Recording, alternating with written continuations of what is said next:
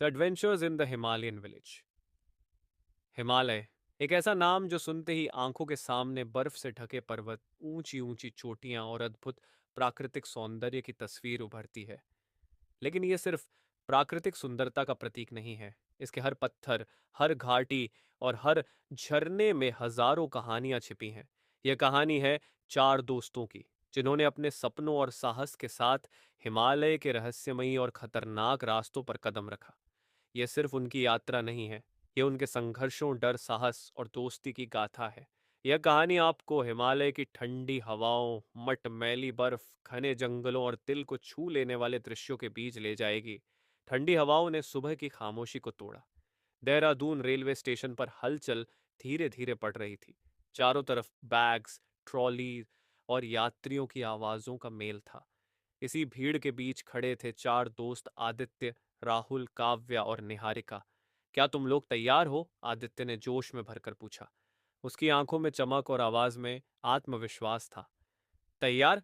हम तो हमेशा तैयार रहते हैं ब्रो, राहुल ने मुस्कुराते हुए कहा। लेकिन उसकी आवाज में एक हल्का डर छुपा हुआ था, जिसे केवल काव्या समझ सकती थी। उसने हल्के से राहुल के कंधे पर हाथ रखा। घबराओ मत, सब ठीक रहेगा, काव्या ने मुस्कुराते हुए कहा। निहारिका, जो चुपचाप खड़ी थी, अचानक बोली, हम क्या सच में ये करने जा रहे हैं? मतलब हिमालय कोई पार्क नहीं है और ये ट्रैक आसान नहीं होने वाला। उसकी आवाज में संशय और उत्सुकता का अजीब मिश्रण था। यही तो मजा है निहारिका, आदित्य ने हंसते हुए कहा। अगर आसान होता तो इसमें रोमांच कहाँ होता। ट्रेन धीरे धीरे प्लेटफॉर्म छोड़ रही थी। चारों ने खिड़की के बाहर झांकते हुए देहरादून को अलविदा कहा। पहाड़ियों की हल्की झलकियां मिलने लगीं। देखो वो दूर बर्फ की चोटी, काव्या ने उत्साह से इशारा किया। उसकी आवाज में बच्चे जैसी खुशी थी। वो चोटी नहीं, हमारी मंजिल है, आदित्य ने गंभीरता से कहा। उसकी आंखें अब उस ऊंचाई पर टिकी थीं जहां वो अपने सपनों को साकार करना चाहता था। ट्रेन के डिब्बे में चारों के बैग बेतरतीब तरीके से पड़े थे। अंदर हंसी ठिठोली का माहौल था। राहुल और आदित्य पुरानी कॉलेज की बातें कर रहे थे, जबकि काव्या और निहारिका इस यात्रा के लिए अपने डर और उत्साह को बांट रही थी।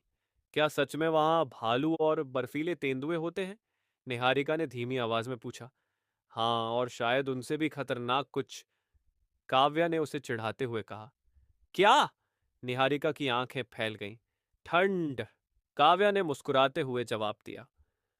जब ट्रेन ने हरिद्वार के बाद पहाड़ों की तरफ रुख किया तो खिड़कियों से ठंडी हवा आने लगी। चारों ने अपने जैकेट निकाल लिए।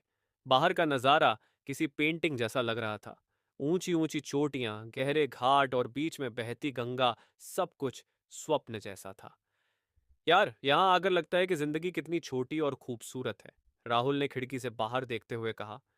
सच कहा, लेकिन ये खूबसूरती जितनी शांत दिखती है, उतनी ही खतरनाक भी हो सकती है, आदित्य ने गहरी आवाज में जवाब दिया। तुम्हें हमेशा इतना सीरियस क्यों रहना है?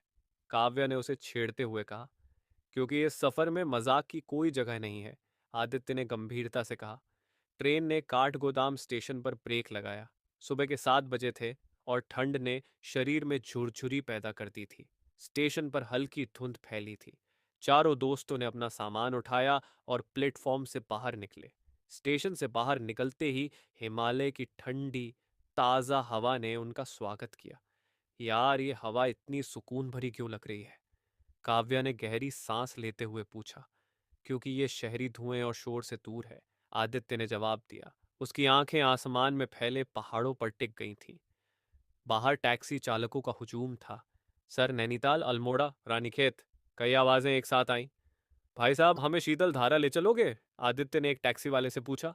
टैक्सी वाला थोड़ा चौंका। शीतल धारा? साहब, वहां जाना आसान नहीं है, सड़कें खराब हैं और मौसम भी खराब हो सकता है। हम जानते हैं, बस हमें वहां तक पहुंचा दो, आदित्य ने दृढ़ता से कहा। टैक्सी ने काठगोदाम से अपना सफर शुरू किया।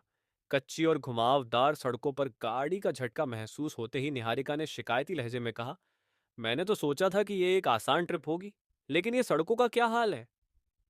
ये तो बस शुरुआत है मैडम, टैक्सी ड्राइवर ने हंसते हुए कहा। सड़क के दोनों तरफ ऊंचे ऊंचे देवदार के पेड़ थे। पहाड़ों की गोद में छोटी छोटी बस्तियां दिख रही थी। कुछ जगहों पर बच्चे स्कूल जाते दिखे, उनके कंधों पर भारी बस्ते और चेहरे पर ठंड से गुलाबी पड़े गाल। देखो, वो लड़की कितनी प्यारी लग रही है। काव्या ने खिड़की से इशारा किया। हाँ, लेकिन यहाँ के लोगों की जिंदगी इतनी कठिन होती है। हर रोज ये चढ़ाई, ये ठंड। राहुल ने सहानुभूति से कहा। जैसे जैसे गाड़ी ऊपर की ओर बढ़ी, ठंड पड़ने लगी। अब सड़क के किनारे बर्फ दिखने लगी थी। वाह, ये बर्फ कितनी सुंदर लग रही है, निहारिका ने उत्साह से कहा।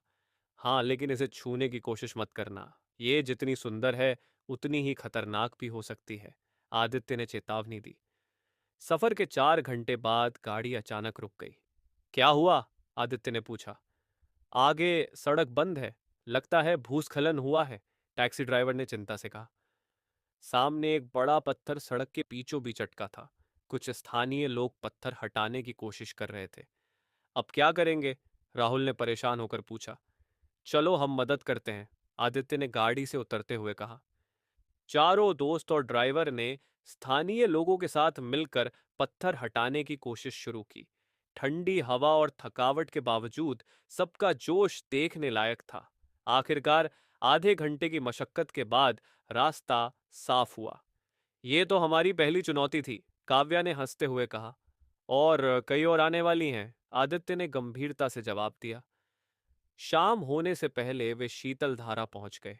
यह एक छोटी सी बस्ती थी, जहां मुश्किल से 10 से 12 घर थे। हर तरफ बर्फ की चादर बिछी थी और पास के पहाड़ से एक झरना गिर रहा था। झरने की आवाज इतनी तेज थी कि बाकी सब कुछ फीका लग रहा था। ये जगह कितनी शांत है, निहारिका ने फुसफुसाते हुए कहा। शांत, लेकिन यहाँ रात को ये शांति डरावनी लग सकती है, राहुल ने धीरे से कहा। मत डराओ प्लीज, निहारिका ने उसे घूरते हुए कहा। चारों ने गांव के एक छोटे से गेस्ट हाउस में अपना सामान रखा। गेस्ट हाउस की मालकिन, जिसे सब आमा कहते थे, ने उन्हें गर्म चाय दी। आप लोग यहाँ क्यों आए हैं? आमा ने उत्सुकता से पूछा। हम ट्रैक पर जा रहे हैं आमा, शिखर तक, आदित्य ने जवाब दिया। आमा के चेहरे पर चिंता छा गई। शिखर? वहां जाना आसान नहीं है। कई लोग कोशिश करते हैं लेकिन लौट कर नहीं आते। हम पूरी तैयारी के साथ आए हैं, चिंता मत कीजिए, आदित्य ने आमा को आश्वस्त किया। रात को गेस्ट हाउस में तापमान गिरकर -डिग्री में पहुंच गया। ये ठंड हड्डियों तक घुस रही है, राहुल ने कंप कंपाते हुए कहा। तुम्हें अभी से ये लग रहा है? आगे क्या करोगे? काव्या ने हंसते हुए कहा। आधी रात के करीब बाहर से किसी जानवर की आवाज आई। ये क्या था? निहारिका ने घबराकर पूछा। शायद कोई भेड़िया या लकड़बग्घा, राहुल ने बिस्तर के अंदर दुबकते हुए कहा। अरे ये जंगल है, जानवर तो होंगे ही, आदित्य ने सामान्य रहते हुए कहा। लेकिन उनके मन के अंदर भी डर ने दस्तक दे दी थी। चारों जानते थे कि असली परीक्षा अब भी बाकी है। सूरज की पहली किरणों ने बर्फ से ढके शीतल धारा को चमका दिया। ठंड के बावजूद चारों दोस्तों में उत्साह था। गेस्ट हाउस की आमा ने उनके लिए गर्म आलू के पराठे और चाय बनाई। तुम लोग कहाँ से हो? आमा ने पराठे पर मक्खन लगाते हुए पूछा। दिल्ली से, काव्या ने मुस्कुराते हुए जवाब दिया। दिल्ली वाले हिमालय के रास्तों को हल्के में लेते हैं, ध्यान रखना। यहाँ पहाड़ों की इज्जत करना सीखो। ये जितने खूबसूरत हैं, उतने ही बेरहम भी हो सकते हैं। आमा की आवाज में एक अजीब सा डर छुपा हुआ था। आमा ने उन्हें रास्तों की जानकारी दी और साथ ही चेतावनी भी दी कि ऊपर का इलाका खतरनाक है। अगर शाम होने से पहले कैंप तक न पहुंचो तो जहां हो वहीं रुक जाना। अंधेरे में रास्ता भटकने वाले कभी वापस नहीं आते। सूरज ऊंचाई पर चढ़ने लगा। चारों ने अपने बैग कसकर बांधे और ट्रैक शुरू किया। पहला हिस्सा काफी आसान था, देवदार के घने जंगल, बर्फ से ढके रास्ते और हल्की ठंडी हवा। हर कदम पर हिमालय की सुंदरता उनकी थकान मिटा रही थी। यार ये जगह तो जन्नत जैसी लग रही है, राहुल ने कैमरा निकालते हुए कहा। जन्नत जैसी जगह पर नर्क जैसे हालात भी हो सकते हैं, आदित्य ने शांत स्वर में कहा। जंगल के बीचों बीच एक छोटी सी नदी आई। पानी का रंग इतना साफ था कि पत्थर तक दिखाई दे रहे थे। रुको, मैं इस पानी का वीडियो लेना चाहती हूँ, निहारिका ने बैग से फोन निकालते हुए कहा। तभी अचानक पास के झाड़ियों में कुछ सरसराहट हुई। वो क्या था? काव्या ने घबराते हुए पूछा। शायद कोई जंगली जानवर। शांत रहो और अपनी जगह पर रुको, आदित्य ने धीमे स्वर में कहा। सभी ने धड़कते दिल के साथ इंतजार किया। कुछ पल बाद एक हिरण झाड़ियों से बाहर आया और नदी पार करते हुए जंगल में गायब हो गया। ओ भगवान, मैं तो डर ही गई थी, निहारिका ने लंबी सांस लेते हुए कहा। अभी तो तुम्हें डरने की आदत डालनी होगी, आदित्य ने मुस्कुराते हुए कहा। जंगल खत्म होते ही एक खड़ी चढ़ाई शुरू हो गई। रास्ता पत्थरों और बर्फ से ढका था। हर कदम पर पैर फिसलने का खतरा था। यार, ये आसान नहीं है, राहुल ने भारी सांस लेते हुए कहा। हमने कभी कहा था कि ये आसान होगा, आदित्य ने जवाब दिया। काव्या का पैर अचानक फिसला, लेकिन उसने खुद को संभाल लिया। ध्यान से चलो, यहाँ एक भी गलती जानलेवा हो सकती है, आदित्य ने चेतावनी दी। 2 घंटे की लगातार चढ़ाई के बाद वे एक छोटे से समतल स्थान पर रुके। वहां से नीचे देखने पर पूरा शीतल धारा बर्फ की चादर में लिपटा हुआ दिखाई दे रहा था। वाह, ये नज़ारा इसे शब्दों में बयां नहीं किया जा सकता, काव्या ने कहा। इसी के लिए तो हम यहाँ आए हैं, निहारिका ने जोश में कहा। जैसे ही वे ऊंचाई पर पहुंचे, मौसम अचानक बदलने लगा। तेज हवाएं चलने लगीं और आसमान में बादल घिर आए। लगता है तूफान आने वाला है, राहुल ने घबराकर कहा। हमें जल्दी एक सुरक्षित जगह ढूंढनी होगी, आदित्य ने आदेश दिया। कुछ ही मिनटों में बर्फ गिरने लगी। हवाएं इतनी तेज थीं कि चलना मुश्किल हो रहा था।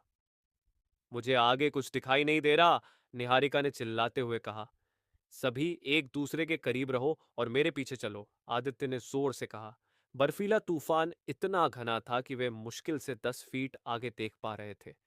तापमान तेजी से गिर रहा था और ठंड हड्डियों तक महसूस हो रही थी।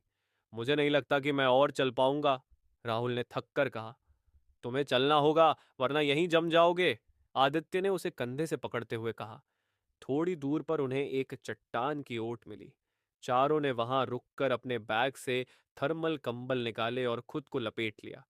क्या हमें यहीं रुकना चाहिए, काव्या ने पूछा। हमारे पास और कोई विकल्प नहीं है। जब तक तूफान थमता नहीं, हमें यहीं रहना होगा, आदित्य ने जवाब दिया।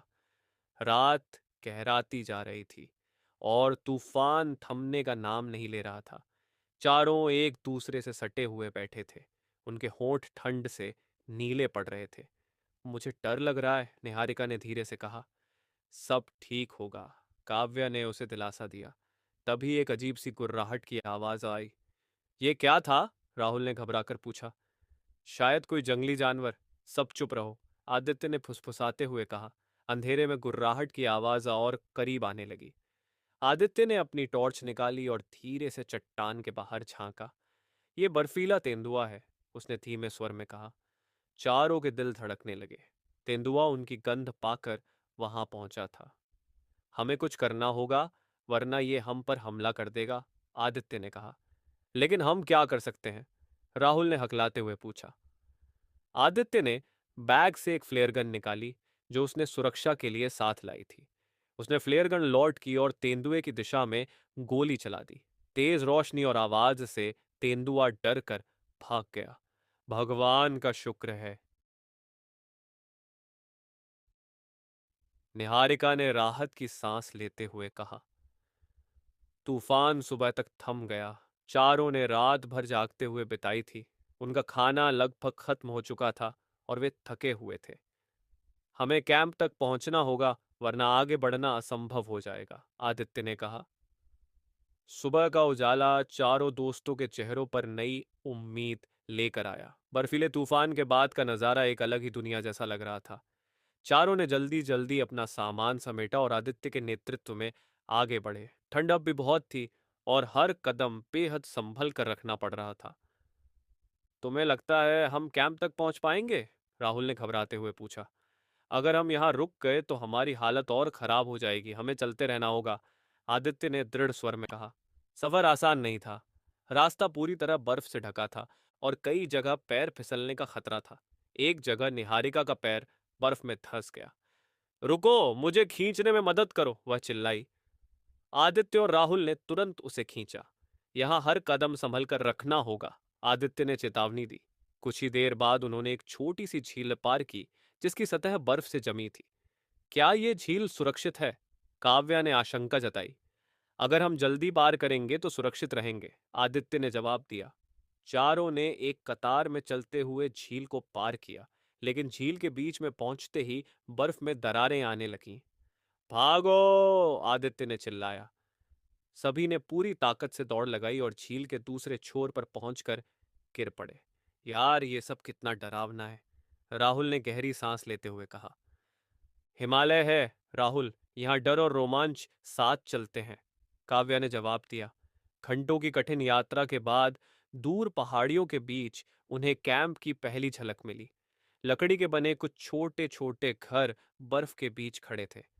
हम पहुंच गए, निहारिका ने राहत की सांस लेते हुए कहा। कैंप तक पहुंचते ही उन्हें स्थानीय गाइड रघु मिले, जो वहां पर पर्यटकों की मदद करते थे। तुम लोग इस मौसम में यहां तक कैसे पहुंचे? रघु ने आश्चर्य से पूछा। हमने बहुत मुश्किलों का सामना किया, आदित्य ने कहा। रघु ने उन्हें एक गर्म कमरे में बैठाया और अदरक वाली चाय दी। तुम्हें नहीं पता कि ऊपर के रास्ते कितने खतरनाक हैं। इस बार मौसम भी खराब है। अगर तुम लोग आगे जाना चाहते हो तो मेरी बात ध्यान से सुननी होगी, रघु ने कहा। ने बताया कि अगले चरण में रास्ता और भी ज्यादा कठिन होगा। पहाड़ों में अब ताज़ा बर्फबारी हुई है, कुछ रास्ते पूरी तरह बंद हो सकते हैं। अगर तुम आगे जाना चाहते हो तो तुम्हें पूरी तैयारी के साथ जाना होगा, साथ ही हर कदम पर सावधानी बरतनी होगी, रघु ने कहा। हम यहां तक पहुंचे हैं और हम वापस नहीं जाएंगे, आदित्य ने दृढ़ता से कहा। ठीक है, लेकिन मैं तुम्हारे साथ चलूंगा। अकेले जाना पागलपन होगा, रघु ने कहा।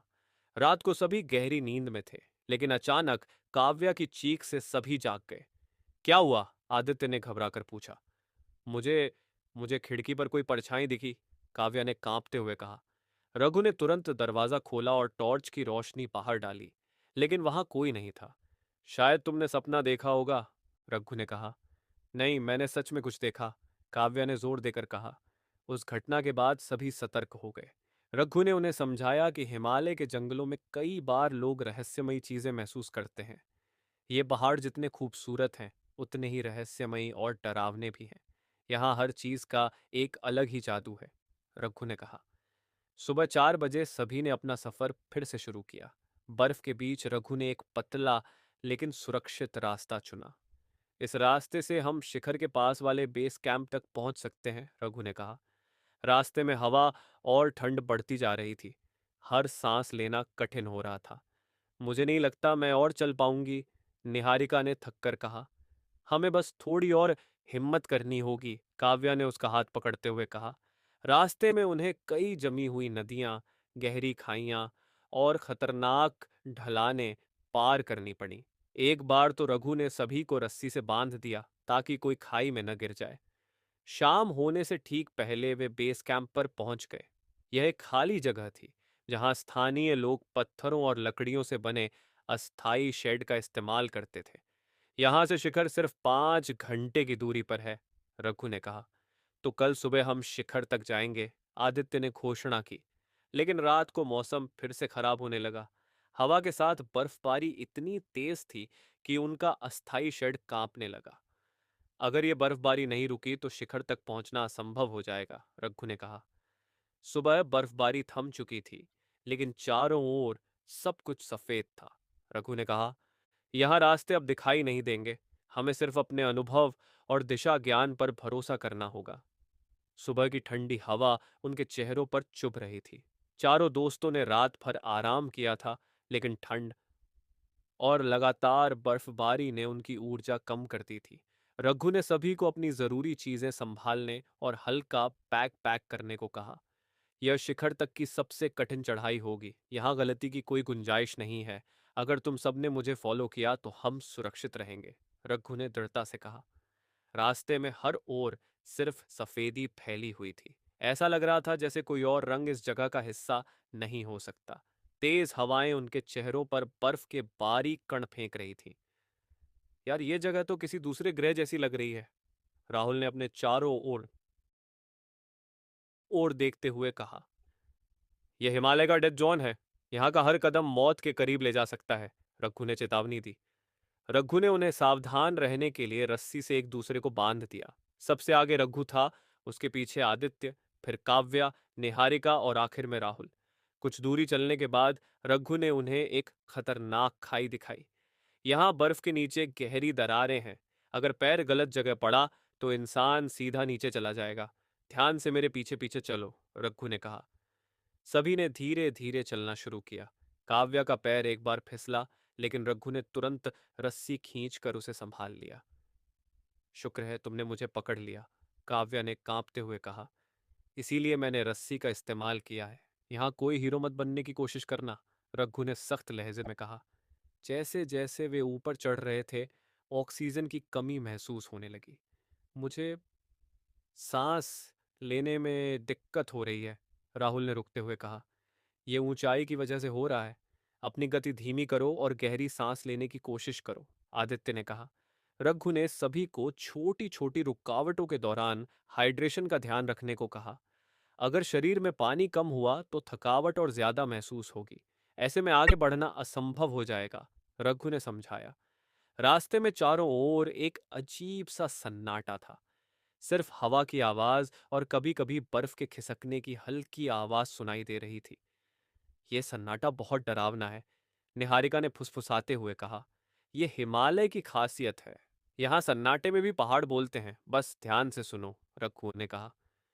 एक जगह उन्हें एक विशाल विषीय ग्लेशियर पार करना पड़ा। बर्फ इतनी चिकनी थी कि पैर जमाना मुश्किल हो रहा था। यहां फिसल गए तो नीचे खाई में जाओगे, रघु ने चेतावनी दी।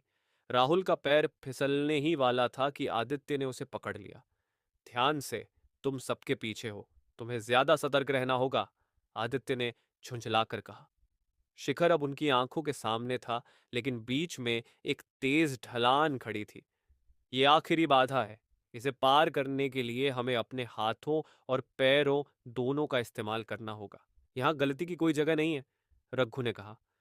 सभी ने अपने दस्ताने और जूतों के ग्रिप को चेक किया और चढ़ाई शुरू की। हर कदम धीमा लेकिन सावधानी भरा था। आखिरी बार मैंने ऐसा एडवेंचर अपनी लाइफ में नहीं किया था, राहुल ने हंसते हुए कहा। अब अगर हम नीचे सुरक्षित लौटे तो ये कहानी हमेशा याद रहेगी, काव्या ने जवाब दिया। घंटों की मेहनत और संघर्ष के बाद चारों आखिरकार शिखर पर पहुंच गए। चारों ओर बर्फ से ढकी चोटियां थीं। सूरज की रोशनी से हिमालय के ऊंचे पर्वत सोने की तरह चमक रहे थे। हमने कर दिखाया, निहारिका ने खुशी से चिल्लाया। ये नज़ारा सब कुछ बयां कर रहा है। ये हमारी मेहनत का इनाम है, आदित्य ने गर्व से कहा। सभी ने एक दूसरे को गले लगाया। यह उनकी जिंदगी का सबसे खूबसूरत पल था। रघु ने मुस्कुराते हुए कहा, तुमने हिमालय की चुनौती स्वीकार की और जीते, लेकिन याद रखना, असली जीत तब होगी जब तुम इसे सुरक्षित नीचे ले जाओगे। शिखर पर पहुंचने के बाद उन्हें एहसास हुआ कि असली चुनौती वापसी की थी। बर्फबारी फिर से शुरू हो चुकी थी और रास्ते अब पहले से भी ज्यादा खतरनाक लग रहे थे। हमने यहां तक पहुंचकर एक कहानी तो बना ली है, लेकिन अगर हम यहां से नीचे नहीं पहुंचे तो ये कहानी अधूरी रह जाएगी, आदित्य ने गंभीरता से कहा। चलो, हमें देर नहीं करनी चाहिए, रघु ने कहा। वापसी का सफर भी रोमांच और खतरों से भरा था। रास्ते में एक जगह ग्लेशियर से बर्फ का बड़ा टुकड़ा फिसलने लगा। भागो, रघु ने चिल्लाया। सभी ने तेजी से दौड़ लगाई। बर्फ का बड़ा टुकड़ा उनके करीब आते आते रुक गया। यार, ये क्या था? राहुल ने सांस रोकते हुए कहा। हिमालय के मूड का कोई भरोसा नहीं है, रघु ने हंसते हुए कहा। सभी अंततः शीतल धारा के गांव में सुरक्षित लौट आए। उनके चेहरे थके हुए थे, लेकिन उनकी आंखों में चमक थी। यह सफर उनके लिए सिर्फ एक एडवेंचर नहीं था, बल्कि एक ऐसी सी याद बन चुका था जो उनकी जिंदगी को हमेशा के लिए बदल देगा। मैंने पहले कभी नहीं सोचा था कि यह सफर हमारी सोच और हिम्मत को इतना बदल देगा, काव्या ने कहा। इस सफर ने हमें खुद को पहचानने का मौका दिया। अब से हमारी जिंदगी का हर दिन खास होगा, निहारिका ने सहमति जताई। चारों ने अपने अनुभवों को शब्दों में समेटा और कसम खाई कि वे भविष्य में और भी ऐसे रोमांचक सफर करेंगे। हिमालय ने उन्हें सिखाया था कि जिंदगी कितनी खूबसूरत और चुनौतीपूर्ण हो सकती है, और उन्होंने इस पाठ को हमेशा अपने दिल में रखा।